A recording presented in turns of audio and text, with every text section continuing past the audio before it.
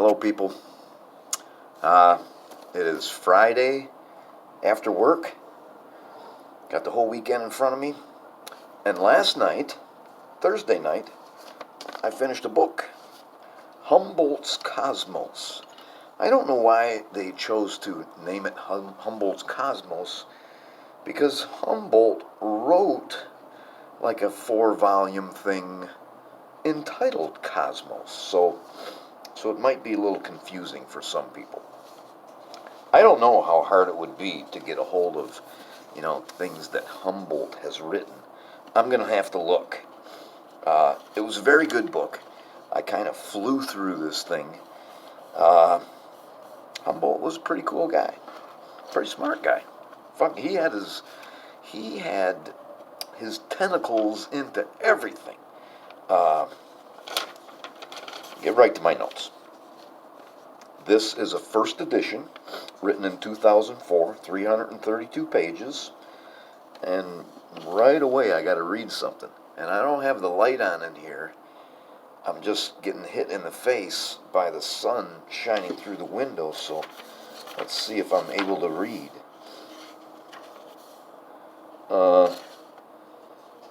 Page 20, but it's Roman numerals 20.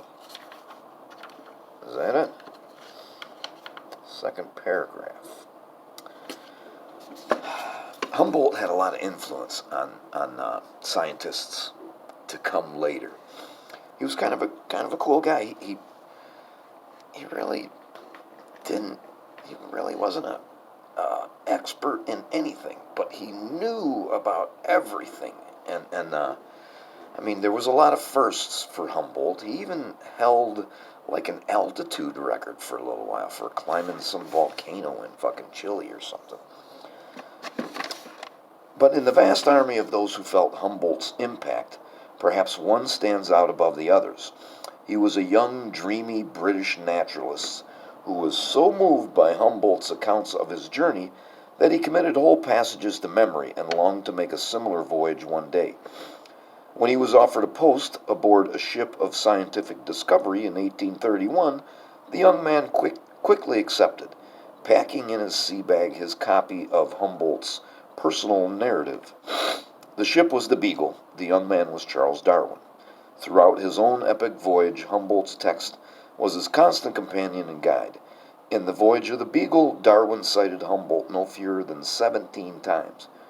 After his arrival in Brazil, he wrote, "I formerly admired Humboldt, now I almost adore him. He alone gives any notion of the feelings which are raised in the mind on entering the tropics." Everybody just loved Humboldt. Humboldt writes a lot. This is one of the things that I find most amazing about him is he's in a time when, certainly there's a lot of people that are going against slavery, and there's a lot of people that are going against colonialism. But Humboldt is just absolutely disgusted by slavery. And after he spends some time in South America, he's one of the first, I think, to realize, how bad colonialism was, and maybe one of the first to realize that we shouldn't really admire the Spaniards for what they did in South America. Instead, we should focus on the Maya, the Inca, and the Aztecs. They had great civilizations that nobody was talking about. I read 106 pages the first day, which was a Saturday, but it wasn't a full day. I had to go out and buy this on Saturday.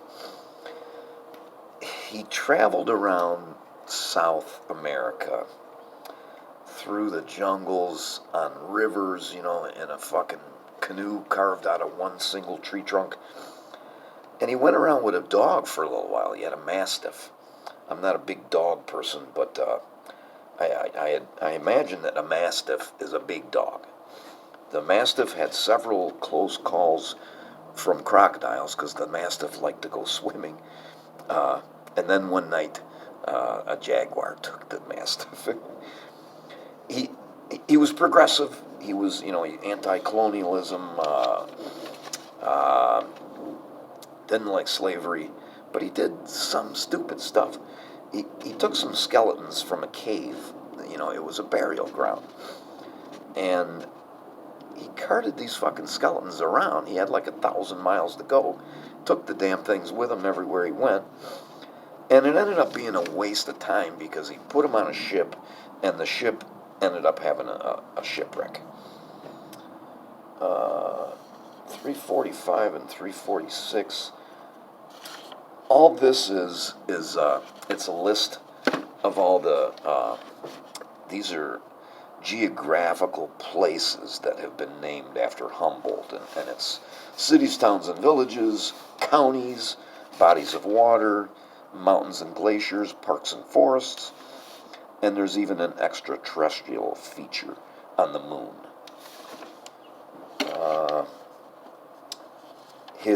His journey, I should tell you that there is a subtitle here, Alexander von Humboldt and the Latin American Journey That Changed the Way We See the World. It all took place right around the turn of the century, late 1700s, early 1800s. I read 138 pages the next day. I had a full day. Bottom of page 260, top of 261.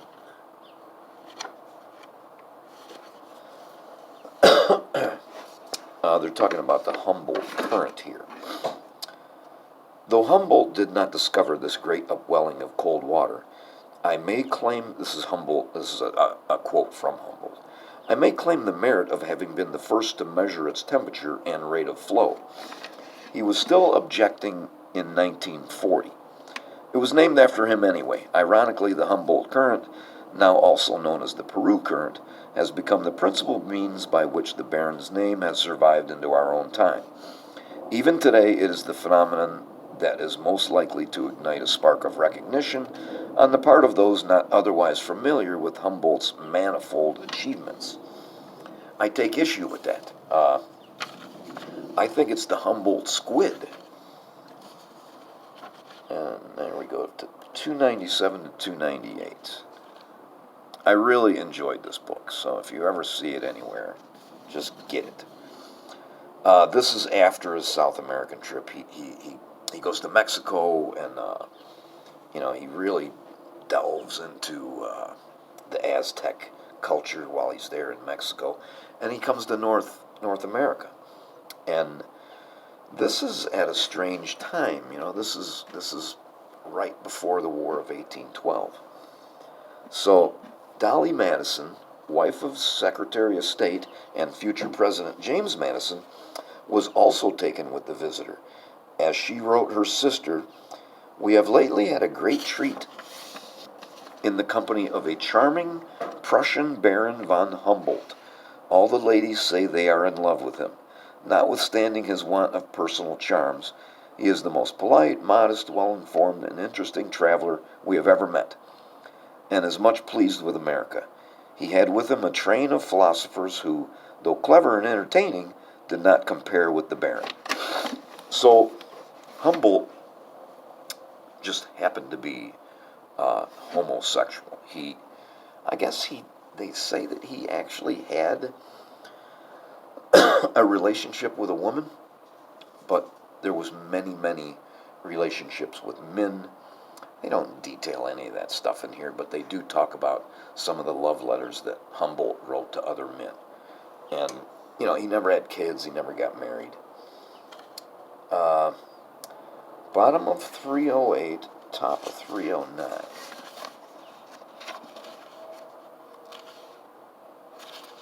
He just one of a long line of men that do great things that just happen to be homosexual. I mean, it's not a big deal.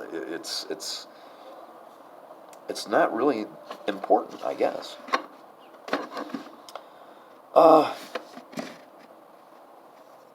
The Kaiser wants him to come back to Prussia because the Prussians, they love this guy and they want him there. He's a national symbol. So he does, and they put him.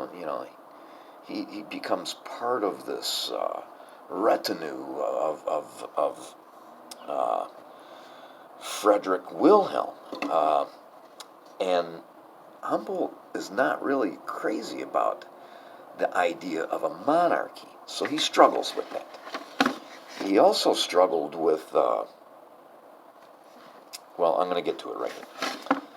Though Frederick Wilhelm was eager to have Humboldt in Berlin, where his presence would add to the luster of the royal court, Humboldt managed to beg off on the grounds that only in Paris could he find the technical, artistic, and editorial assistance he needed to complete his books. So I'm going to stop right there. You know, Napoleon was around at this time. Humboldt even met Napoleon. Napoleon didn't like him for some reason. Napoleon was insulting and then turned his back on Humboldt.